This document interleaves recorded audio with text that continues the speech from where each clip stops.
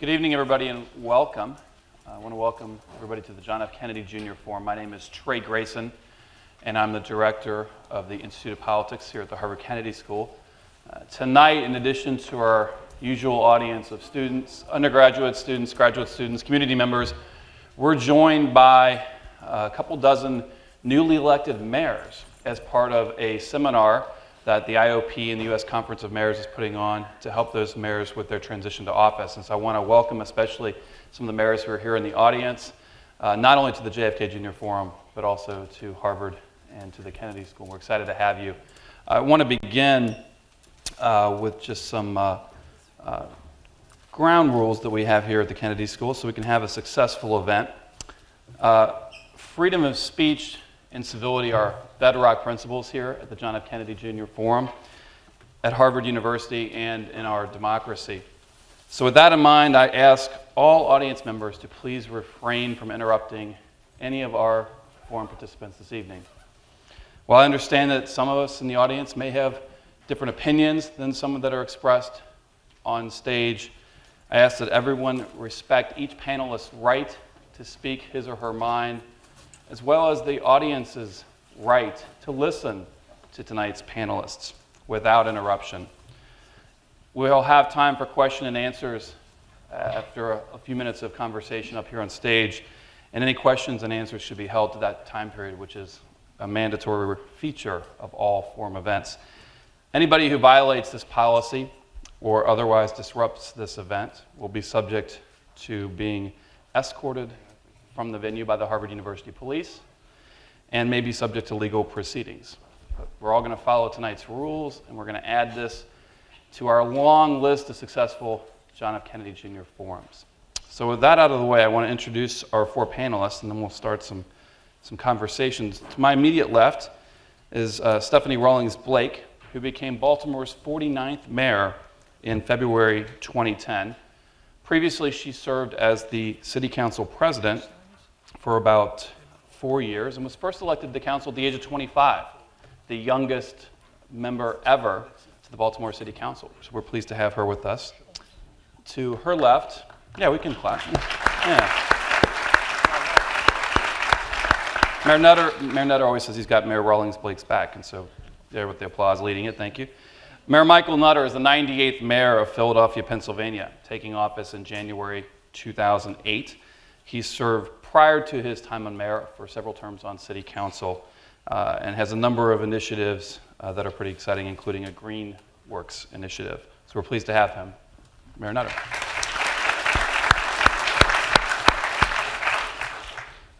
Mayor Michael Hancock just became the mayor of Denver, sworn in office in July 2011.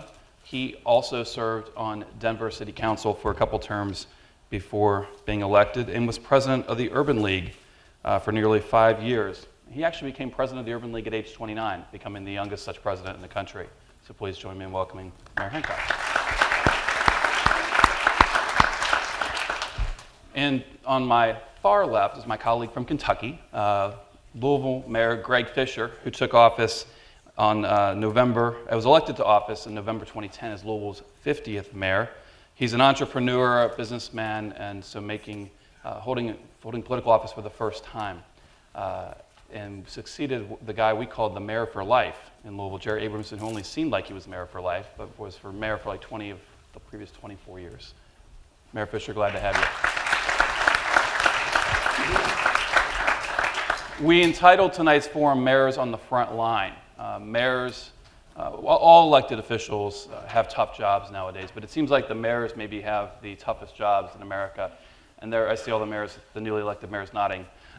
They're on the front line on a lot of issues, not just, and historically mayors have been on the front line for the crime issues, maintenance issues, but we're seeing pothole, all the things that you think of, getting a city running, police, safety, fire, all that. We're seeing, though, in the last couple of years, mayors taking the leadership in a lot of other issues, including education, because that's so important, and jobs, because we're in the middle of a deep recession. Tonight, we're going to ask each of the panelists to talk about things that they've had to deal with in their times as mayor. None of them have been mayor all that long, and they've had interesting tenures. Mayor Rawlings-Blake, who's right next to me, we'll just start off with you. One of your priorities when you were on council, and then it continued when you became mayor, has been trying to reduce gun violence in Baltimore, and you have a couple of initiatives. Tell us a little bit about it, and how do you rate the success of those initiatives? Give it an A+. Give it an A+? All right. You just got reelected. Right. When I think about the possibilities for Baltimore, one of the things I see is a safer city. That is one of the goals, the priorities that I have in everything. I talk about better schools, safer streets, and stronger neighborhoods. And I was determined to make an impact when it came to violent crime in our city.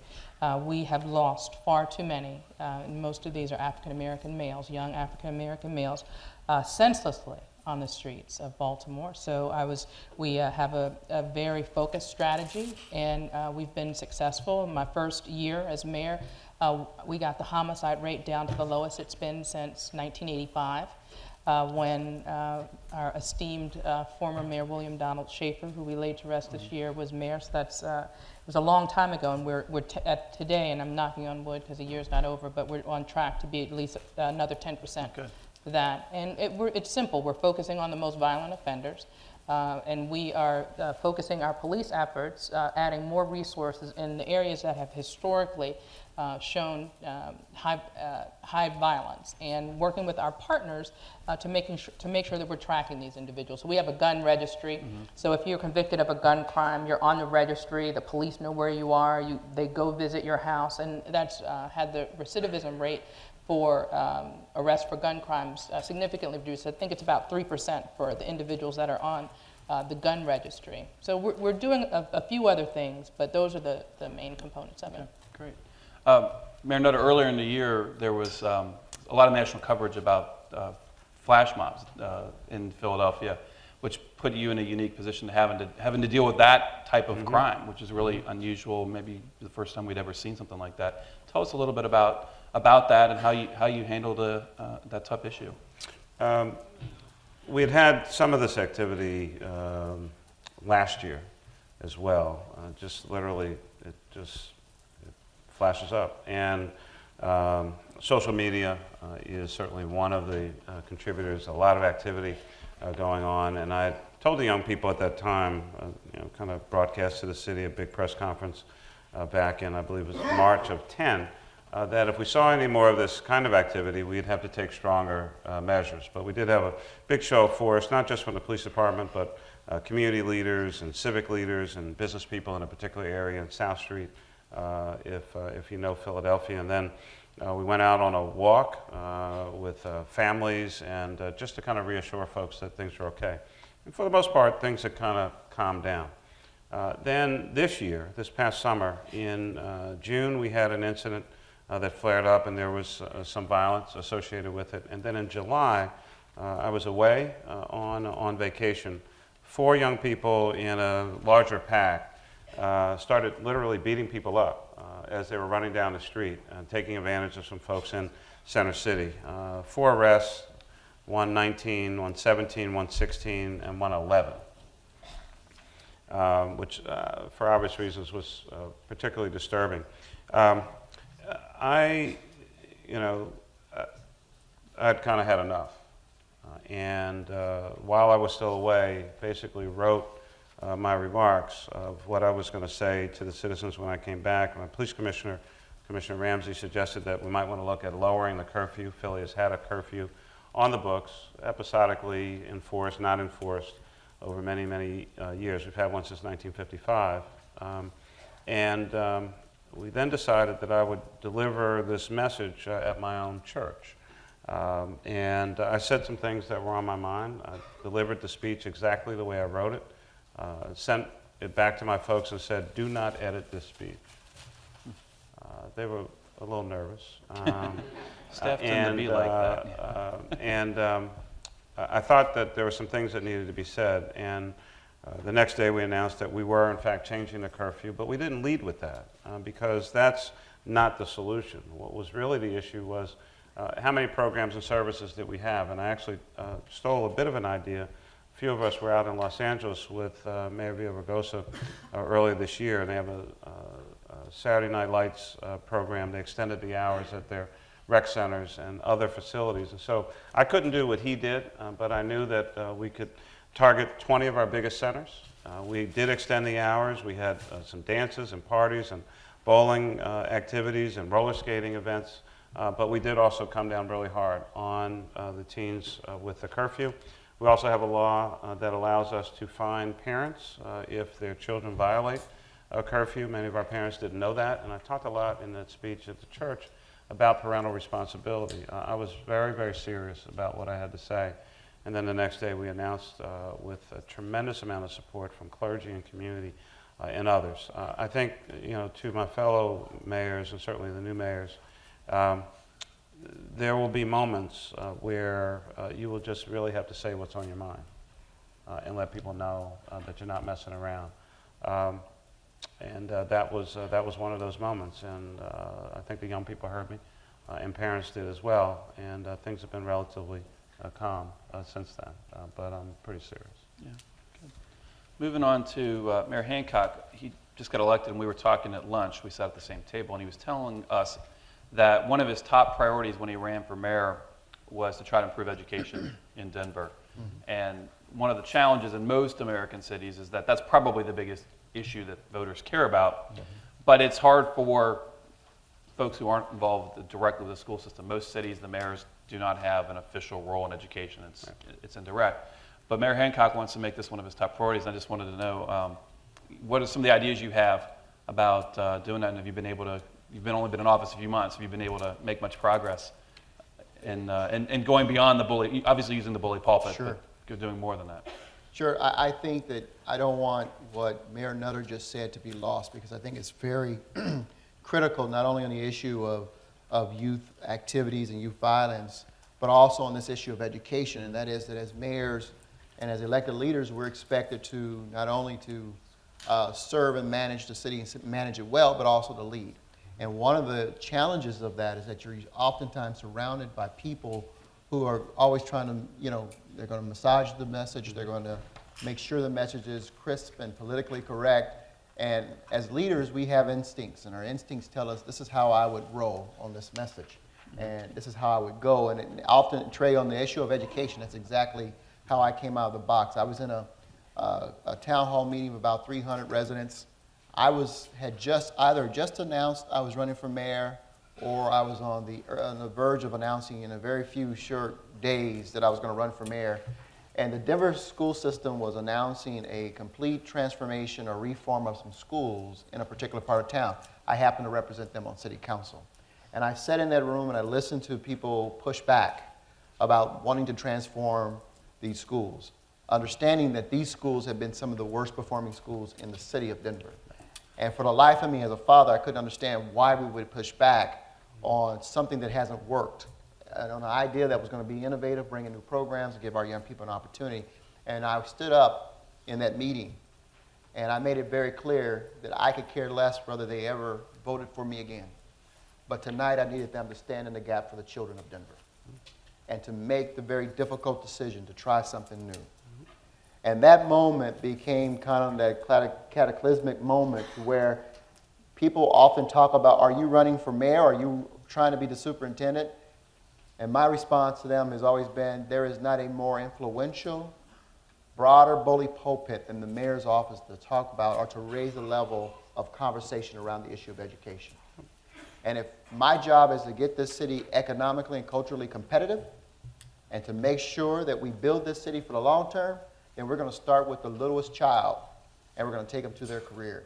And that means that our greatest investment is in that school door. And also for the city of Denver's mayor, my greatest impact is on the other side of that school door to make sure they can get there safely and that we can support education. And so what we've done is we've convened our stakeholders, business, private sector, nonprofit, university, and colleges. They're not only putting their name on a piece of paper to make a commitment to what they're going to do to help improve our schools, but they're bringing dollars to the table as well. And we're going to partner with DPS, Denver Public Schools, to make sure that every child, no matter where they live in the city, will not have their effectiveness determined by their zip code or the quality of their schools determined by their zip code. And if the traditional schools aren't working, then we'll find the schools that are charter, private, whatever, to come in and to replace that school so that every child has an opportunity. Great.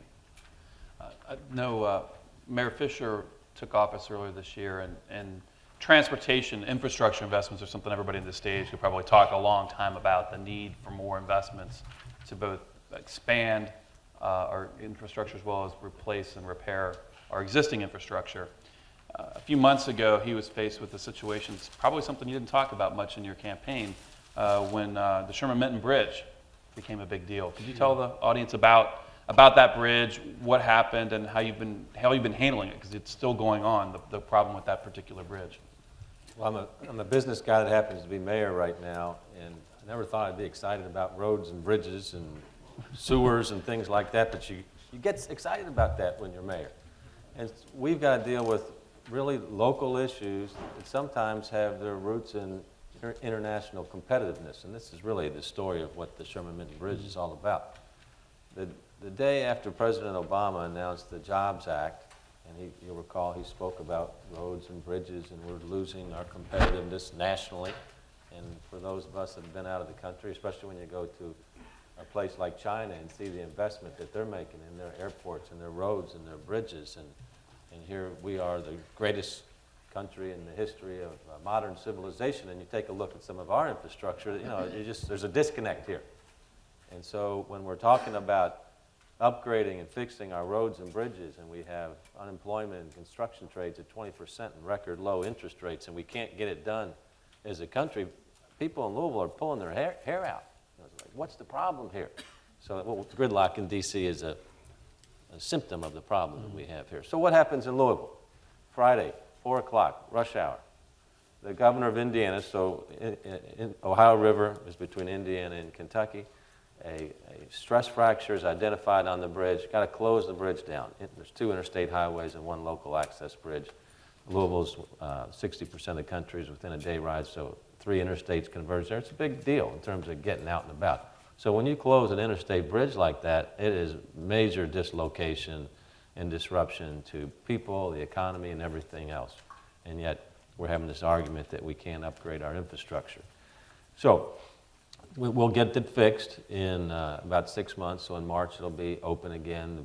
People have kind of recalibrated themselves. But I say we're 1 bridge away. If another bridge went down, we'd basically be back into the 1800s in terms of cross-river mobility on a major interstate system that goes through our country. So one question is, what's wrong with our country now? That we have this screaming need for jobs and the screaming need to upgrade our infrastructure. It's not like these things that are happening in other countries are a mystery to us. We see them real time by just looking on our PDAs. So we're losing our competitiveness. We need jobs. We've got exhibit A, B, C, all the way to Z times 1,000 all over the country right now. So that's one issue. The second issue is we have one of the largest infrastructure projects in the country that hopefully is going to start in about a year. It's called the Ohio River Bridges Project. 2 new bridges going across the Ohio River, so it will add 2 to the 3 that we have, and it's just essential for our economic competitiveness. Started off as a $4 billion project. We value engineered it down. It's the 2 governors, Governor of Kentucky, Indiana, and myself are the key decision makers on that. So it's only a $3 billion project now. But the question is, how do you pay for these major infrastructure projects now? So back in the day, Washington, D.C. would stroke the big check for the most part. And as we all know, that's not the way the world is right now. So in this age now where we have aging infrastructure in our country and the need for jobs, how are we going to pay for this stuff? That's a critical question to all of us. In this particular case, about a third will be tolls, a third will be from the state of Indiana, and a third from Kentucky as well, if it all works out the way it's supposed to. But these are very complicated projects, environmental impacts, economic impacts, et cetera. They're not easy.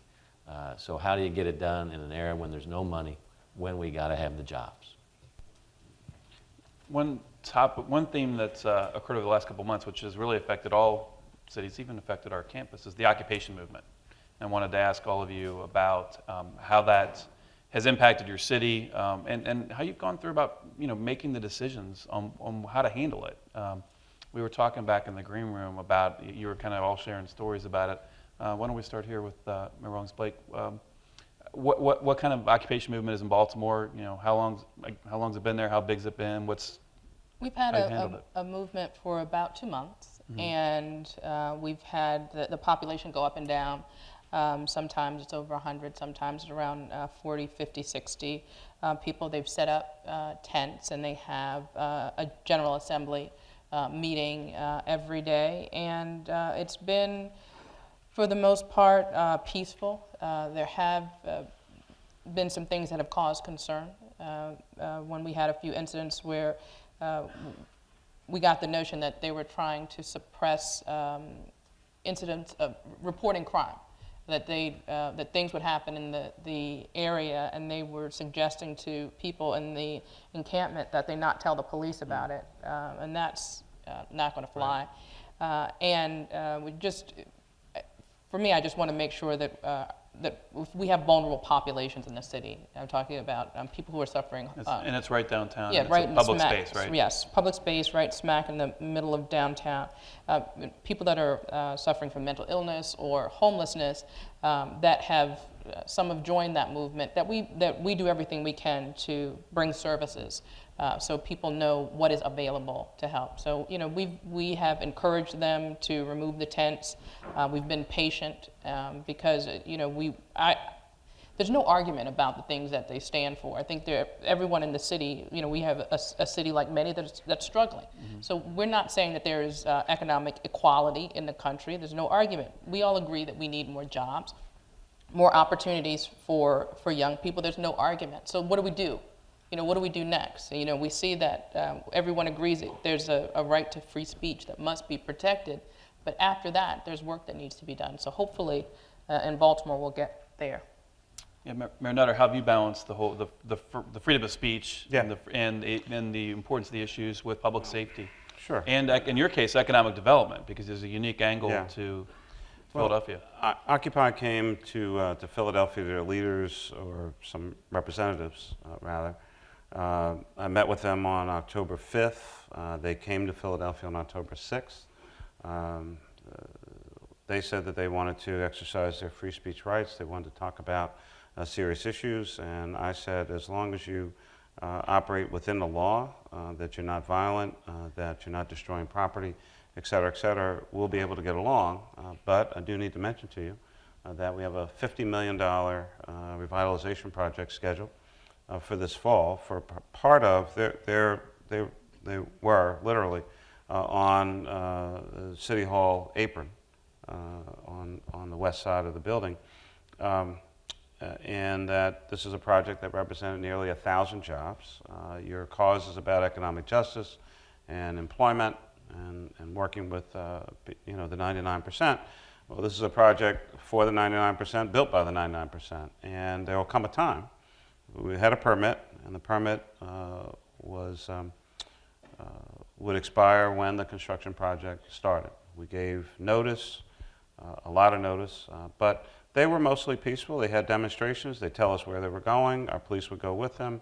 We really didn't have many incidents. There were 3 occasions where clearly, as a part of their civil disobedience component, they wanted to be arrested. We did not want to arrest them, but you can't block streets or sit in on private property. So we did have those. We videotaped all of them. We read, officers at every roll call were read the First Amendment. We give 3 warnings at intervals, and there was never any violence in any of those arrests.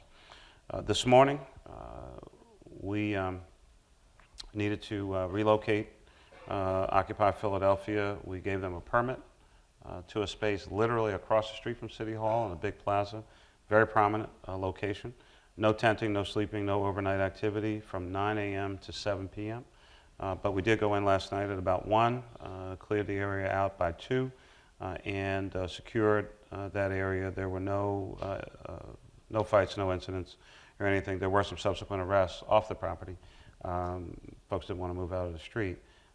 But I've been very straightforward with Occupy Philadelphia. I think as Mayor Rawlings-Blake said, the issues being raised, unemployment, poverty, accumulation of, disproportionate accumulation of wealth, lack of lending by banks, et cetera, all issues that every one of us up here have talked about before there was ever an Occupy movement. So I don't have any issue with the message. Mm-hmm. But I think increasingly When you're spending, in our case, some weeks 50, some weeks upwards of $100,000 that you had not budgeted for overtime for various services in cities that have all been hit hard by the recession, you have to get to a point where, turn this movement into action.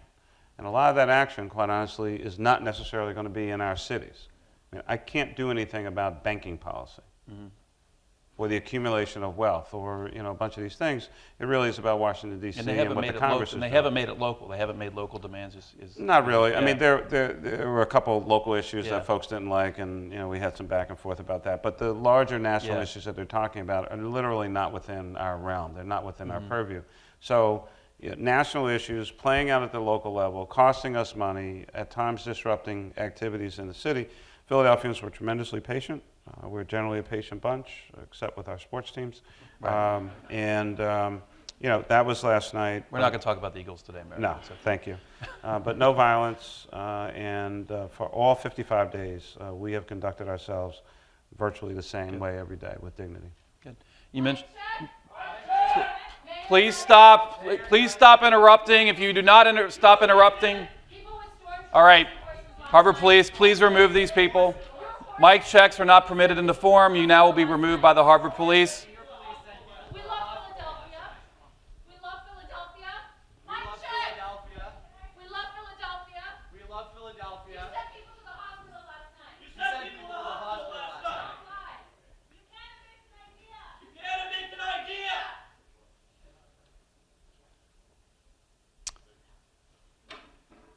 All right. Well, now we're going to have a conversation with the folks who respect the rules. We all love Philadelphia, though.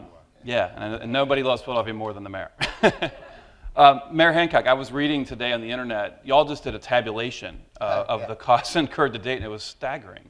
What was that number? If you could share with the audience and maybe give your perspective on this as well. Between the state and the city of Denver, and you should know that there's a street that separates state land versus city land. We have spent together almost $800,000 in dealing with the Occupy Denver movement for the past two and a half months. Denver alone has spent about $430,000 of those dollars. That's just calculating overtime and materials. That's not calculating actual dedicated resources that are on schedule, or at least having officers there who are on shift. There's been a tremendous cost. That's what we're able to calculate today. We have not been able to calculate the damage to our Civic Center Park, because they have been people who have part of the Occupy Denver or who have moved in with Occupy Denver have, the trash and, the defecating and urination on public property has really been what we've been trying to manage. But there will be, this is some very expensive and old stone that we'll have to clean. And I will say today that while I was away, we did go in today and clean the stone. We power washed it. And Occupy Denver had been very cooperative. We asked them to pack their stuff up and to move so we can go in and clean it up. And they did. And they completely left the area, vacated the area, and allowed us to clean it up. And they, for the most part, have complied with our laws, Mayor Nutter, to the same point. No camping, do not erect tents. And like Philadelphia and other cities across this country, Denver has said, we will honor your First Amendment right to free speech and to assemble. We ask you to observe our ordinances. We do not allow you in our parks, anyone. I can't be in the parks after 11 p.m. That's for our maintenance and for safety. And we do not allow erection of our tents in the park. And so when you do that, then we're going to move in and take them down. And that's all we ask. Again, that's for everyone's safety. But also for the sanitation part, and that is that you not serve food that you're not able to properly store. When there has been some police movement, it's been because they have either done something that puts themselves in danger or other people, such as going to sit in the middle of one of our major arterials in downtown Denver, our main Broadway street. And so our officers had to move in order to get them out of the street. So it's things like that, but it has been an awfully costly effort at a time when we can least afford it. This year, the first act I had to take between July and November was to close a projected $100 million budget gap for 2012. We have challenged cities, and we are spending resources that we simply don't have to manage this movement. Yeah, and you can't afford to have another million, hole you gotta Absolutely. fill. Mayor, I bet you could be in the park after 11 o'clock. Don't get me in trouble. Yeah. Mayor Fischer, you were telling me off stage, you just had to move the occupation. We moved it from across City Hall to another location just because we Yeah. had some holiday activities taking Christmas tree, place right? there. Yeah. Right. So public safety and public health, if they're followed, we've been in an accommodation mode with our folks. Louisville is known as a great city of hospitality and compassion. And some of the Occupy folks came to my last public forum. I have a monthly forum to talk to me there. And they said their goal was to set the model for discourse and show the rest of the world how we could do this. Now, that being said, the demands are unclear, as we've all said up there. I mean, I think the bigger issue that we're all real sympathetic with here is that people just don't know what to do. Where do I get a job?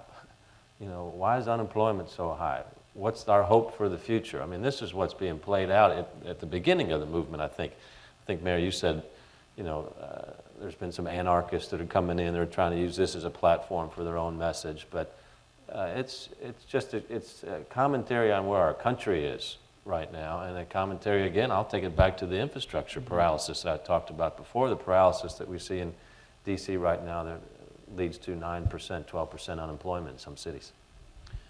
Sure, Mayor. For the rest of the listening audience, there was one individual who did have to go to the hospital last night.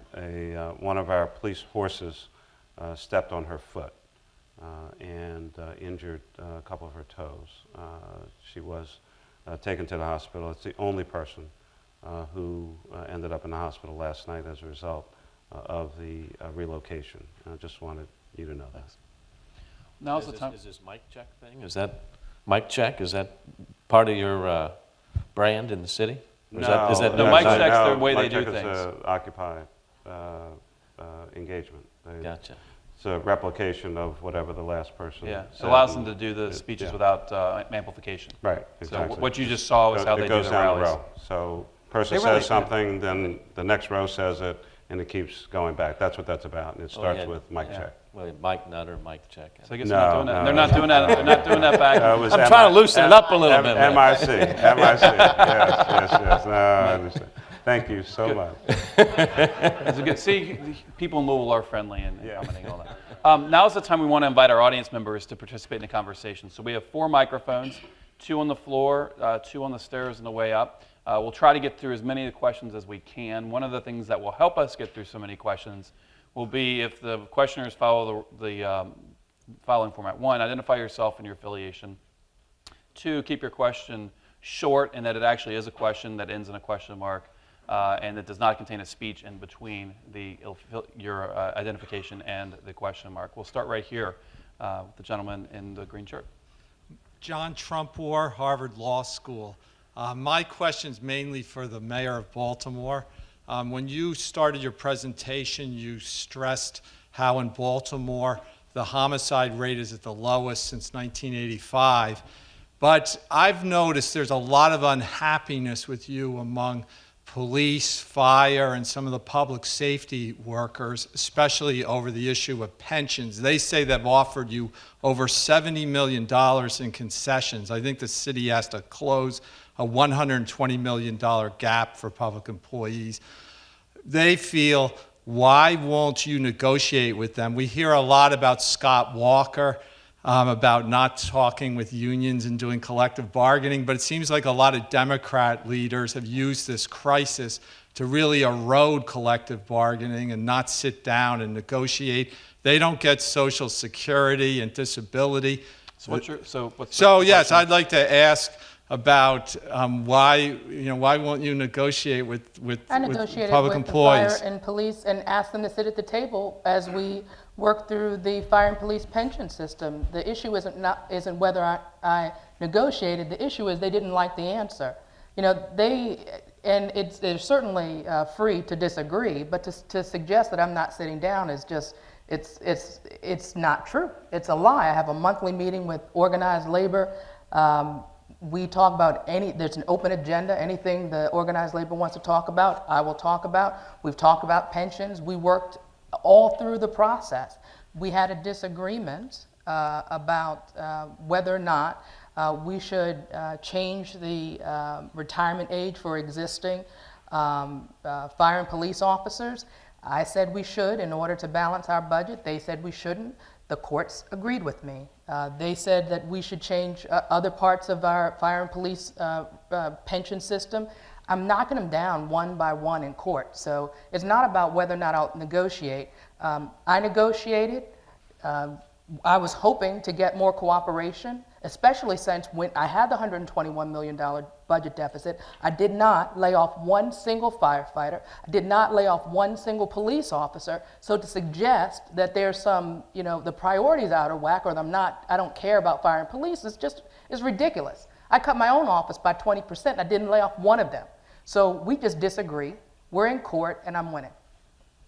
Pensions have been a big issue. Mayor Nutter, you're in your second term. I mean, Yeah. from day one to now, how much of how much bigger is the impact on your budget now? We have a defined benefit pension plan. The public sector is the absolute last bastion of defined benefit plans. They are completely unsustainable under any set of circumstances. Our plan is 47% funded. We now have more retirees than we have public employees. We go through interest arbitration with police and fire and regular collective bargaining with our two ASME unions. We got in arbitration with our police for the first time in the city's history, a hybrid pension plan for new police officers, or if you want to be in the old plan, you have to pay more. Receive the same through interest arbitration with fire as well. This is an environment where no one wants to give up anything, and everyone wants to hold on to what they have. Well, I'd like my hair to come back, but that's just not going to happen. This is a time where in our situation, I said this is a shared sacrifice. Everyone has to put something on the table. So what did I do?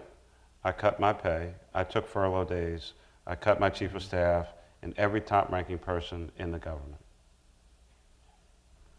And furloughs with pay cuts and any number of things. I don't ask anybody to do what I'm not prepared to do myself. And you go through these negotiations, and much like Mayor Rawlings-Blake, when folks don't like the answer, we get accused of, well, you're not negotiating. No, I made my position pretty clear. You don't like it, and so, until we can reach some other understanding, what is it that we're talking about here? I don't have any money. It's pretty straightforward. And so, all of us have tried to figure out how do we provide high quality service without massive layoffs. And I'm not saying anything about any other city because every city is different, but much like, again, my good friend to the right here, didn't lay off one police officer, not one firefighter, not one sanitation worker, not one social worker. Reduced the size of the government by 1,600 positions. Had to fill a $2.5 billion 5-year plan deficit, partially with increased taxes and partially with cuts. Pretty much a 50-50 split. Yeah. Don't run the schools, raise taxes in an election year to fund public education in Philadelphia. So this is a tough job. And some of you may have heard me say this before. If you have a deep-seated need to be loved and admired on a daily basis, you should not be in this business. You should go work in a pet shop. Okay? Because you have to make tough decisions. You have to say no to people morning, noon, and night. If you're not prepared to say no, especially to your friends, again, I would suggest this is not the business for you. It's not because I'm mean. It's not because I'm nasty. It's because we have a system that has accumulated the amount of a deficit over a 30 to 40 year period of time, and folks have been kicking that can down the road, and I made a decision, I'm going to be here when my time is done. Unlike some other cities, there's a term limit for mayors in Philadelphia, so I know what my situation is. And when my time is done, I'm going to live in this town. But I'm going to do everything that I possibly can to set that pension fund on the right course to make sure that we're not pouring hundreds and hundreds and hundreds of $millions more into a system that will never recover without any kind of change. And that's what's required, especially in this environment. So no one is using a crisis to get change. Change needed to happen anyway. The crisis has exacerbated our situation. My last comment on this is in 2000, we were putting nearly $200 million of general fund money into our pension system. Next year, that number's over $600 million and growing if we do nothing. So doing nothing is really not an option. Unless you two want to add something. Yeah. We have to balance our budgets. You know, we can't print Right. money. So this is not something we take great pleasure in, but by law, we have to balance the budget. So just like you do it at home, we got to do it in the mayor's office. Question up in the stairs. Yes. Hi. Oh, sorry, that's very loud. It is loud, my name yeah. is Melissa Barber. I am a junior in Kirkland House. I study social studies. My question is, as you probably expected, for Mayor Nutter. So your critics have accused you of violent action, police action. You acknowledged that a woman was hospitalized by police forces. When you say police forces, though, it wasn't a police officer. It was a horse that trampled her. While I'm concerned about these violations of the First Amendment, especially for peaceful protesters, I'm also concerned about those to the Fourth Amendment. A few years ago, you advocated for the establishment of prime emergency zones, which justified frisking, restriction of travel, and curfews to all citizens of the city. How do you justify the massive expansion of the police state under your tenure? Okay. I mean, that would all be interesting if any of it was correct. There was a court case in the U.S. Supreme Court, Terry versus Ohio, in 1968. I was 11 years old. And that allowed for what we now refer to in many police departments all across the United States of America as stop, question, and frisk, which is a constitutionally allowed tactic. And if you would like, you can certainly talk to the local Philadelphia ACLU, who will tell you that it is constitutionally allowed. I did not bring that to Philadelphia. As I mentioned, I was 11 years old when that case was determined by the U.S. Supreme Court.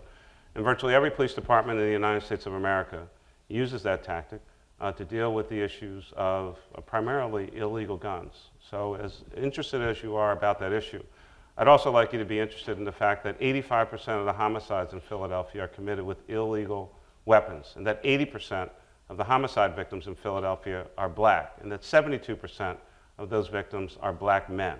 So I want folks to be focused on the issue of illegal weapons, and it is my responsibility to make sure that all of our citizens are safe. And so what I really want is not so much to stop questioning and frisking people. What I want folks to do is to stop shooting each other. That's what I want. And if you think that we're going to take your illegal weapon away from you and not carry it, then that's what I want you to do. Our police department is one of the best police departments in the United States of America. We do respect people's rights. We've had a curfew in Philadelphia since 1955. I was born in 1957, so I didn't bring that to the city either. We use it to make sure that our young people are safe, either not committing crime or not victims of crime. And so that's not the only thing that we're doing to help our young people. But I mean, I appreciate your perspective, but those are the facts of what's going on in Philadelphia. And our crime rate is going down. Thanks. I'd like to encourage the audience to check about the outcome of that court case, as it was not resolved as cleanly as you alleged. Thank you. Let's see, nobody's at that mic, so we'll come down here. Thank you, Mayor. Hello. Yeah, just keep talking. All right. Well, okay, there it is. 5 years ago this month. And you identify? Oh, yeah, my name's Austin King. I'm an MPP1 here at the Kennedy School. I used to be a municipal official in Wisconsin. And 5 years ago this month, I was in San Francisco helping on a campaign that brought San Francisco up to the standard of the rest of the world with regard to paid sick days. Guarantees every worker the right to earn paid sick leave so that they don't have to make this terrible choice when they get sick, but whether to lose pay or go to work sick or send their kids to school sick, get other people sick. It's been working great. San Francisco's had a higher growth rate than any of the counties surrounding San Francisco. The ordinance has been replicated in Washington now, the city of Milwaukee, where it's on hold with the court case, and the state of Connecticut just adopted it too. I think it's pretty exciting. But Mayors Nutter and Hancock, you guys have spent a lot of capital fighting against similar proposals. What do you say to sick people? What should they do? Well, let Mayor Hancock take the first one so we can let Mayor Nutter catch his breath for a sec. You know, I was asked this question a lot during the campaign, and I was moved by the compelling argument. And by the way, I want you to know I met with both sides of this campaign. I met with the sponsors of the bill in Denver, where it was called 9 to 5. It's a 9 to 5 group. I met with them on 2 occasions, and I simply said to them, I don't have a problem with the values that you're espousing here. What I'm challenged with is that you've singled my city out. You singled my city out at a time that I'm doing everything I can to bring jobs into the city, to recruit companies into the city, to help small businesses get going in this city. And when I met with the small business community and I talked about this issue, and by the way, they brought it to me, their compelling argument was that we will lose jobs. I will have to stop hiring people, lay folks off in order to prepare myself to take care of this, this new piece of legislation. We also did an analysis and found that it would cost the city of Denver almost $800,000 just to prepare to implement the policy. They placed the onus of implementing this regulation in an agency that absolutely had no capacity whatsoever to implement it, to monitor it, and to deliver whatever penalties or any kind of bureaucratic regulations or oversight. So that created a problem. So my opposition to it was based on the fact that I thought it was although it was a good concept, right values, wrong process to bring it to the forefront or to the public, and two, that the fact you singled out a city of Denver as opposed to going to the state where I believed it belonged. And I suggested go to the state. They said we did. And I said, what happened? They said it failed. So I'm going to go back to the state. Let the state deal with this issue and not single this city out, the capital city of the state, while we're trying to do everything we can to remain competitive economically. Let me say that I agree with, and I had the same exact situation in Philadelphia. I agree with everything that Mayor Hancock said. Philadelphia, as the city which unfortunately has the highest poverty rate of the top 10 cities in the United States of America, finds ourselves at often a competitive disadvantage with the counties around us. We're in southeastern Pennsylvania. Clearly, we have, unfortunately, still a high tax burden as compared to Bucks, Chester, Delaware, and Montgomery counties around us, would absolutely have put the city at a competitive disadvantage just to our nearby neighbors, absolutely would have cost us jobs. We went through the same analysis on this particular piece of legislation. Our administration testified to the merits of the issue, but could not put at risk, and certainly at this tenuous time, could not put thousands and thousands and thousands of jobs and business owners at risk in this particular environment. So that first bill, we had 2 bills. That first bill I vetoed, and our city council chose not to try to override that veto, given what was going on in the council, and I think other members truly understanding, and this was also during an election year, understanding that maybe this was not the right legislation at this time. A subsequent bill was put in that only affected companies that did business with the city of Philadelphia and provided a fair amount of flexibility for our administration in terms of implementation. That bill I did allow to go forward to approval without my signature because I still had the concern about negative impact on business, but it was a sign from me that I do care about the issue, and if you're doing business with the city of Philadelphia, that does create a different level of business relationship with us. Good idea. Timing probably could not have been worse, and the potential for negative impact is something that we as mayors, again, we get elected to represent the entire city and often have to make these kinds of challenging decisions that may not necessarily be what we want to do, but at times are things that we have to do to preserve and protect the city at large. Mayor Fischer, Mayor Rawlings-Blake, have either of you been faced with this issue yet?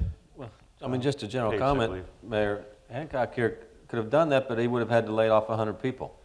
So that's what you asked when you come with this type of thing. Which 100 of these people do you want me to lay off? I mean, that's what we're talking about in terms of the trade-off. The San Francisco experience shows that the claims of the business community do never, it's just like minimum wage. No, he's talking about, you're talking about city workers, right? Yeah, these are city workers. So, question over here. My name is Ben Bradlow. I'm a master's in city planning student at MIT. And I think a lot of us who think about institutions that affect economies and politics in urban settings have taken a lot of symbolism from the occupations that have happened at many city halls throughout the country, and I know some of the mayors here have had that direct experience. And the kind of symbolism that I see is that there's a specific sense of economic inequality, but there's also a sense of a lack of political participation. And I think back to an experience that I had when I was working as a journalist in Philadelphia in 2009, where there were an interesting set of forums that you held, Mayor Nutter, regarding budget cuts that you were considering. Yeah, my brilliant idea to have neighborhood community forums after I announced that we were going to close $1.5 billion budget gap. Yes, that was a really smart idea on my part. Well, we had 8 of them. Maybe you have a different view than the way I might put this forth, but I think that seemed like an opportunity that was never really realized. Because in a situation where all of you are saying that you have limited capacity, limited resources, the question becomes, and I think this is something that's implied by a lot of the occupations, how can cities draw on the resources of their city in a much broader perspective, including the kinds of the values, spirits, and experiences that come from ordinary people who are living in the cities. And if we're imagining new institutions, or rather I'm wondering, are mayors like yourselves willing to imagine new kinds of institutions that can include much broader participation of the public given the severe constraints that you're facing? Let me try to answer real quick. I mean, obviously you were in Philadelphia at that time. For the rest of the audience, I had 2 days after, at least for me, the most historic presidential election possibly for some of us in our lifetime. So that's a context. 2 days after that election, President Obama became president-elect, or Senator Obama became president-elect, I announced to the citizens of the city that we had a nearly $1.5 billion 5-year plan deficit, that we would not be able to have all of our swimming pools open in the next summer, that we might not have all of our libraries open, and a whole series of bad things that I announced. We had 8 town hall meetings at which upwards of 400 to 500 people came out to scream at us for 3 hours a night. So there was a lot of civic engagement in those forums. There was not a whole lot of dialogue and talking. And I believe in civic engagement as much as the next person. But again, we run businesses here. It's the business of government. You cannot run these entities, no matter how civically engaged folks are, you can't run them if you don't have any money. You can't pay for services with a handshake and a smile. You either have the dollars to pay for those services or you don't. So I'm more than willing to think about different structures, different ways of doing things, but I mean, you have to deal with your finance side of the house. As Mayor Fischer said, we have an obligation to balance our budgets. We cannot run deficits. So you're either going to raise taxes, cut services, or in my particular case, we did both. But you have to do something. And so I'd love people to be more civically engaged, but also have to balance the budget and run this government. Rawlings-Blake. I know that, excuse me, I know that the key to having a thriving and growing city is civic engagement.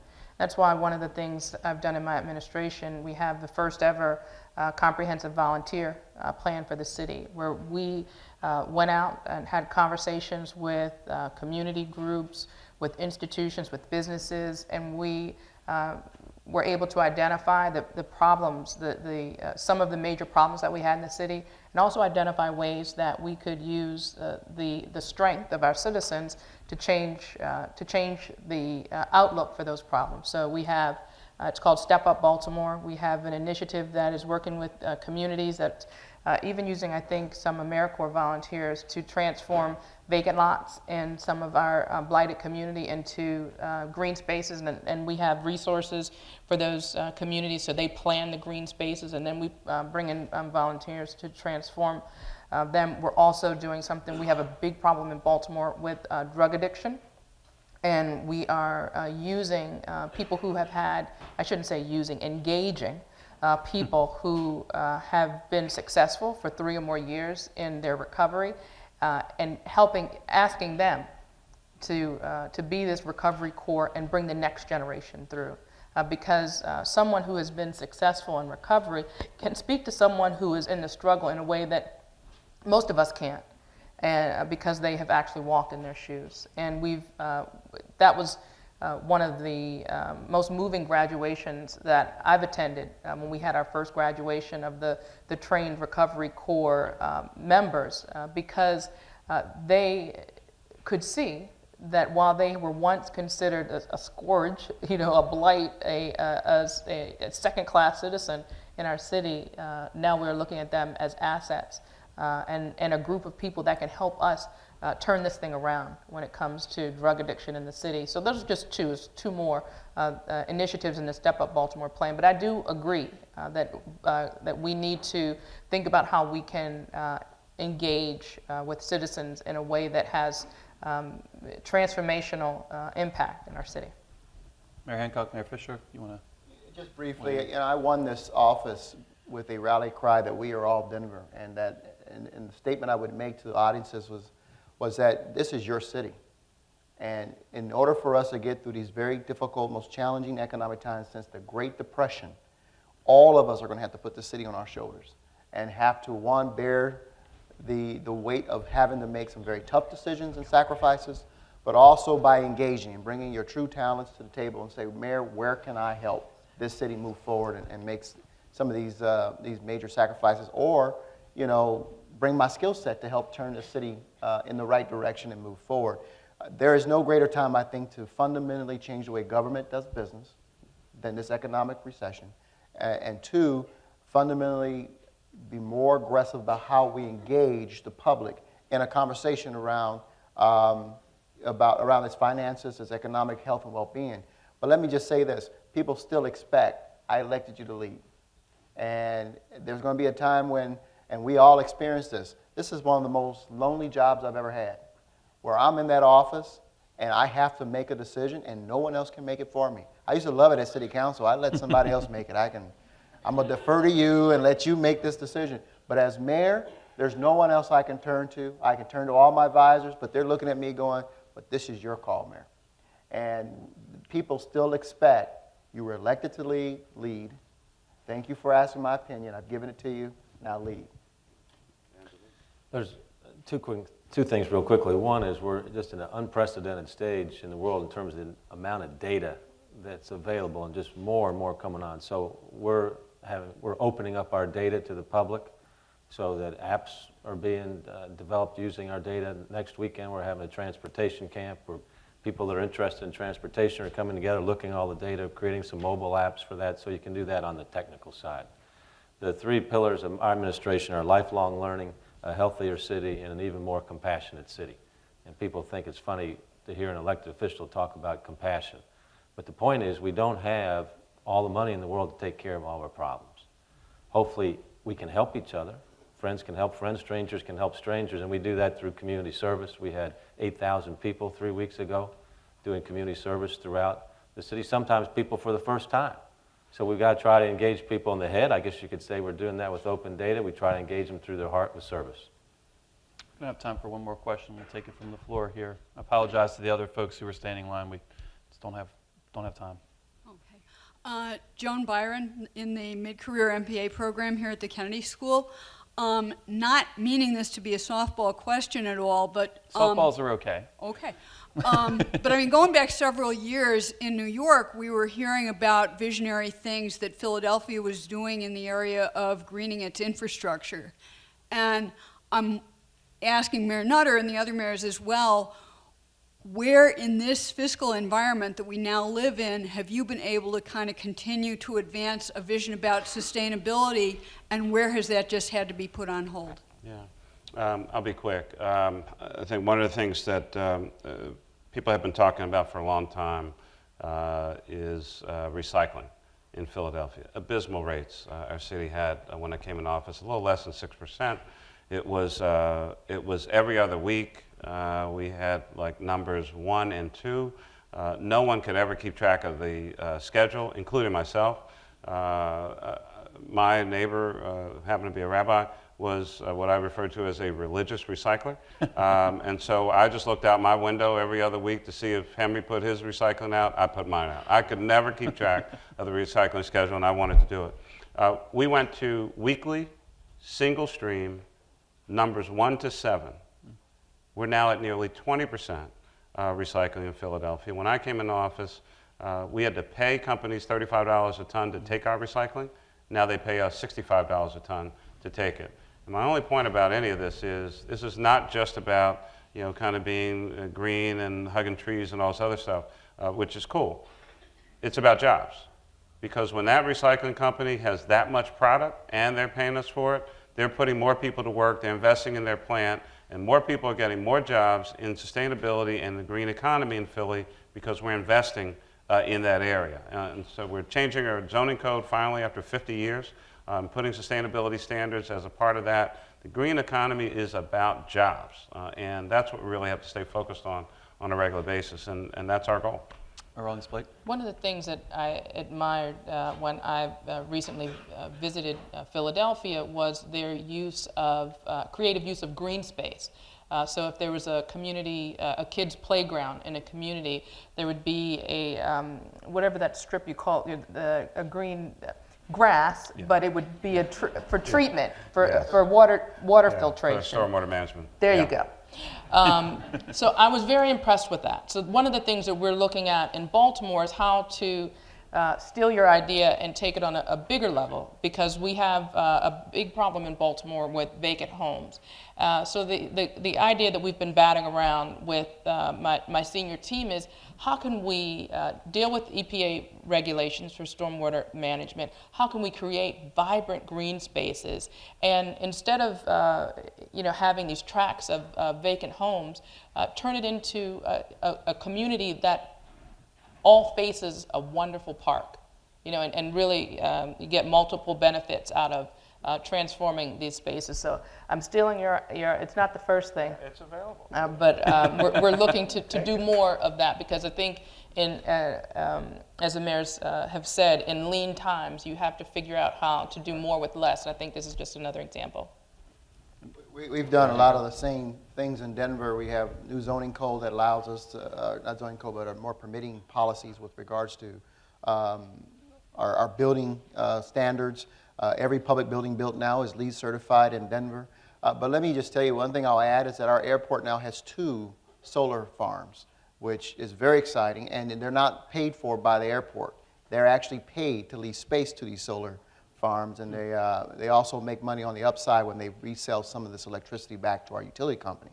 And so we have 53 square miles around our airport, so we have a lot of space to do this. And companies are negotiating with the airport almost on a regular basis to get some of the space to put some solar panels. Mayor Fisher, I'll will you have just the last add word? a little twist to it. Louisville's got a dynamic urban agriculture scene, a tremendous local food scene, so that has all kinds of benefits besides being green in terms of a healthy city, sustainable city. So, and just the last point, the private sector, business now knows being green is good for business, and the cost difference is narrowed tremendously, so I'm very optimistic about the future. Well, tonight we've heard from 4 great leaders who've been on the front lines trying to make their cities an even better place to live, and we appreciate their sharing their evening with us to talk about these issues. And so thank you for a great evening.